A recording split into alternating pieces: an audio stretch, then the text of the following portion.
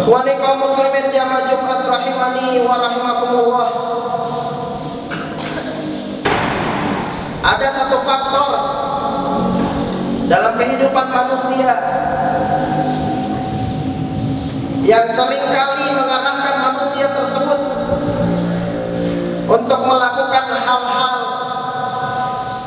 yang bahkan tidak diridhoi oleh Allah Subhanahu wa taala. Dari anak kecil hingga yang dewasa seringkali terjebak dalam faktor ini.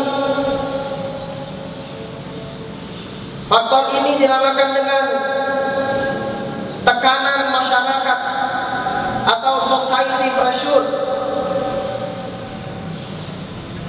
Seorang anak kecil misalnya meronta-ronta, menangis, meraung di hadapan ayah dan ibunya ketika diajak berbelanja ke pasar untuk membeli mainan yang sangat ingin ia miliki. Anak itu tidak mau beralih dari mainan yang ingin ia miliki tersebut. Semahal apapun harganya, sesulit apapun ayah dan ibunya harus membelikan untuk anak tersebut. Kenapa anak tersebut ingin mendapatkan mainan sampai dia harus menangis, meraung, menendang-nendang kakinya berbaring di tanah? Karena teman-temannya pada saat yang sama telah memiliki mainan itu, dan dia tertekan dengan kondisi di mana teman-temannya sudah memiliki mainan tersebut dan dia belum memilikinya. Tiba-tiba satu hari datang anak kita yang mulai menginjak remaja, meminta kepada kita untuk dibelikan handphone, membujuk ibunya, merayu bapaknya dengan kata-kata yang manis. Kalau tidak diberikan, kemudian murung wajahnya, kemudian mengucapkan perkataan, kenapa temanku bisa mendapatkan handphone sementara saya tidak? Atau di saat yang lain anak kita yang sudah menginjak remaja ingin membeli pakaian yang sesungguhnya buat kita tidak pantas untuk ia kenakan, tapi karena ia terjebak dengan pengaruh tekanan masyarakat, lingkungan di mana ia bergaul, maka ia memperjuangkan untuk mendapatkan pakaian tersebut, mengenakan pakaian tersebut, berkumpul dengan teman-temannya agar supaya ia mendapatkan satu pengakuan bahwa ia adalah bagian dari komunitas tersebut. Apakah kita yang sudah menginjak dewasa tidak terpengaruh dengan tekanan sosial? Terpengaruh. Berangkat kita bekerja ke tempat beraktivitas sehari-hari, kita parkir kendaraan kita yang mungkin sudah reot, sudah butut. Tiba-tiba teman kita yang kelihatan hidupnya sederhana baru saja membeli kendaraan yang mulus, yang jauh lebih bagus dari kita. Menghantuilah perasaan kita.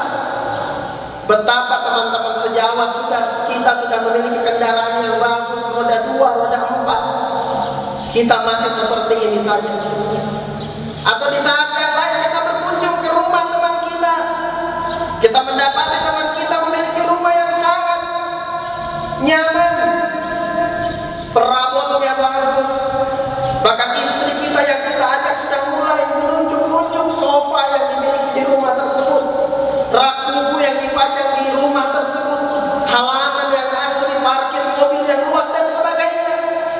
Pulanglah kita dan diskusi yang muncul menjelang tidur, ketika bangun tidur, di sore hari ketika kita duduk dengan istri kita, tidak lepas dari bagaimana memiliki rumah agar mendapatkan pengakuan yang sama bahwa kita sudah hidup layaknya orang-orang yang sejahtera.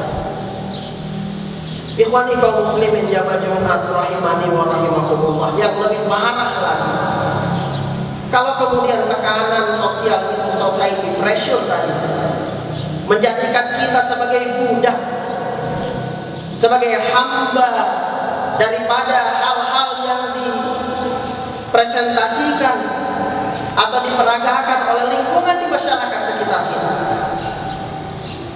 Sampai-sampai kita meninggalkan yang namanya ibadah sholat karena mengejar pekerjaan. Sampai-sampai kita menghalalkan yang haram karena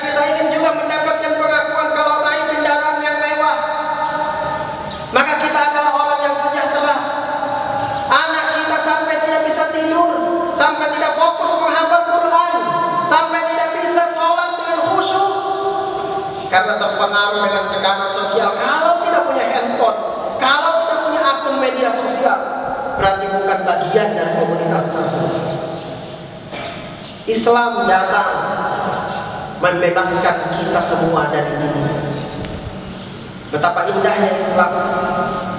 Di dalam surat Al-A'raf ayat yang 157, sosok Rasulullah Muhammad SAW, sosok yang membawa risalah Islam ini kepada umat akhir zaman, dinyatakan di dalam ayat ini, ya'muruhum bil ma'ruf wa yanhahum 'anil munkar wa yuhillu lahumut thayyibat wa yuharrimu 'alaihimul khaba'ith. Figur Rasulullah SAW adalah figur yang senantiasa memerintahkan kita untuk berbuat kebaikan. Nilai-nilai yang diperagakan oleh masyarakat Islam Society Muslim atau Muslim Society adalah nilai-nilai yang mengandung kebaikan.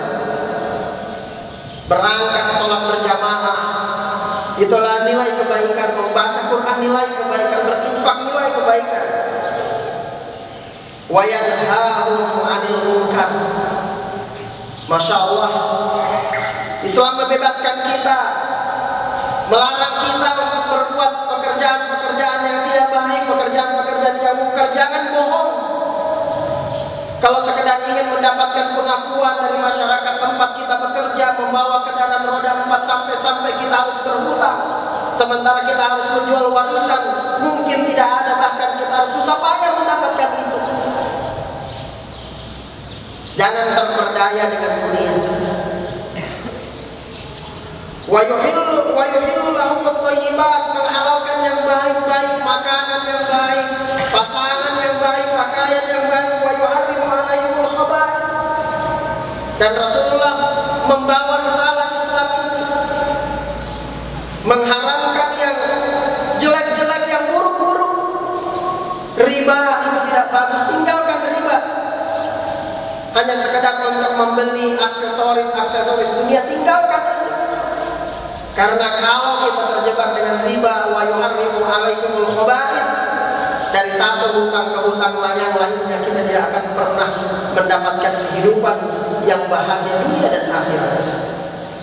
Dan yang ingin kami stresin di sini adalah pernyataan berikutnya, wa yadau anhum israhum. Dan Rasulullah diutus membawa risalah Islam ini, wa yadau anhum israhum, untuk membebaskan, untuk mengangkat beban-beban manusia. Kalau kita terpengaruh dengan standarisasi yang digunakan oleh masyarakat di sekitar kita, kita tidak akan pernah merasa bebas. Kita akan terbelenggu dengan kehidupan hedonisme, kecintaan kepada dunia, materialisme, menyembah harta, memuja-muja harta sebagai Tuhan. Wa yadau israf wa yadau anhum israf wal adlal, dan belenggu allati kanat alaihim, dan belenggu yang terletak pada dirinya atau merantai mereka. Bayangkanlah ikhwani kaum muslimin jamaah Jumat rahimani wa rahimakumullah, orang yang dirantai adalah orang yang terpenjara. Artinya apa? Artinya orang yang tidak mengenal Islam, orang yang terlanjur mengambil standar kehidupan tetangga di sekitarnya yang tidak mengenal Islam, orang yang terlanjur mengambil standar kebahagiaan dunia ini dari orang-orang yang tidak mengenal Islam. Sesungguhnya mereka terpenjara dengan hawa nafsunya. Ikhwani kaum muslimin jamaah Jumat rahimani wa rahimakumullah, maka kita umat Islam, orang-orang yang beriman, yang meyakini ajaran Islam ini adalah ajaran yang kafah, yang syumul, yang syamil, yang sudah sempurna.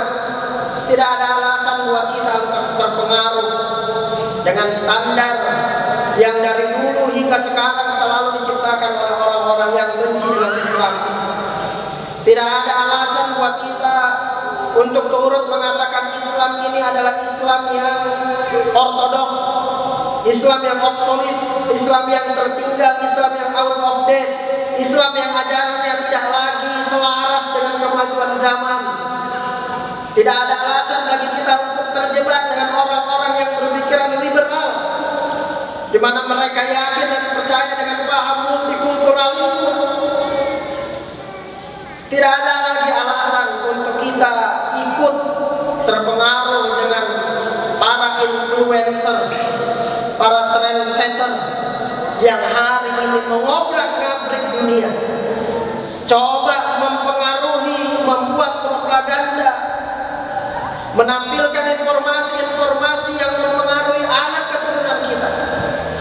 Buat kita anak-anak muda, buat kita para santri, buat kita para pemuda, jangan terpengaruh. Karena kelak di hari akhir, ketika Allah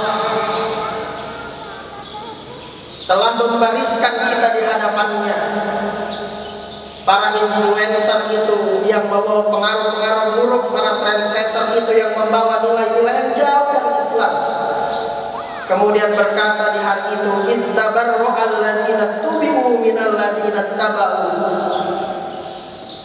Berkata orang-orang yang diikuti oleh para followernya, para pengikutnya, aku berlepas tangan dari kalian. Kagetlah para pengikutnya. Dulu aku hidup di dunia, aku mengikuti semua gaya kamu yang memerintahkan aku. Bukankah kita satu komunitas? Engkau yang mengajarkan kepada aku untuk meminjam uang di bank, untuk membeli kendaraan, untuk meminjam uang di leasing, untuk membeli kendaraan, untuk mengkredit rumah dan sebagainya. Kamu kan yang mengatakan kepadaku tidak apa-apa, sedikit saja, bunganya hanya sekian persen, marginnya hanya sekian persen. Toh orang di sana juga melakukan seperti itu. Kalau tidak seperti itu kita lakukan, kita tidak pernah akan memiliki kendaraan dan rumah sendiri. Tapi hari itu orang yang mengatakan seperti itu kepada kita, ittabarra'al ladzina tubi'u minal ladzina taba'u, ternyata dia berlepas tangan kepada kita. Wa ra'aul adab, pada saat mereka sama-sama mempersaksikan atau melihat siksa yang dihadapkan kepada mereka, wa taqatta'at bihimul asbab, terputuslah hubungan antara influencer dan follower ini, antara trendsetter dan follower ini, antara tokoh yang digandrunginya, yang dulu menampilkan kehidupan yang jauh dari nilai-nilai keislaman, dan ia terjebak untuk mengikuti agar ada pengakuan dari komunitas tersebut. Tapi ternyata di hari itu kita berpisah. Wa taqatta'at bihimul asbab, lepas tangan semua. Wa qala alladziina taba'u, dan berkatalah orang-orang yang dulu mengikuti tokoh-tokoh yang diidolakan di dunia itu, lau anna lana karratan fanatabarra'a minhum kama tabarra'u minna. Ya Allah, andai Engkau beri kami kesempatan untuk hidup lagi di dunia, kami akan jauhi orang-orang tersebut. Kami tidak akan terjebak lagi dengan tren yang mereka buat. Kami tidak akan lagi mengikuti hal-hal yang dulunya dijadikan standar bagi umat manusia pada saat itu. Kami akan betul-betul menjadi orang-orang terasing yang memegang Islam ini, yang teguh pada keyakinan kami. Kami akan taat dan tunduk kepadamu ya Allah. Kama tabarra'u minna, kami akan berlepas diri dari mereka sebagaimana hari ini mereka berlepas diri dari kami ya Allah. Penyesalan itu selalu datang terlambat. Mereka menyesal tentu saja, tapi akan mereka mendapatkan kesempatan untuk kembali ke dunia tidak. Kita yang mendengarkan ayat ini memiliki kesempatan untuk jangan sampai terjebak, terbujuk rayu dengan standar-standar yang diciptakan manusia, yang jauh dari nilai-nilai Islam, yang jauh dari nilai-nilai keimanan kepada Allah Subhanahu wa taala. Kadzalika yurihimullahu a'malahum hasaratin 'alaihim. Seperti itulah Allah kelak akan memperlihatkan amalan-amalan perbuatan mereka, hasarat, sebagai penyesalan yang bertumpuk-tumpuk atas mereka. Wa ma hum bikharijin khalidina minan nar, dan sekali-kali mereka tidak akan pernah keluar dari siksa api neraka. Barakallahu li wa lakum fil Qur'anil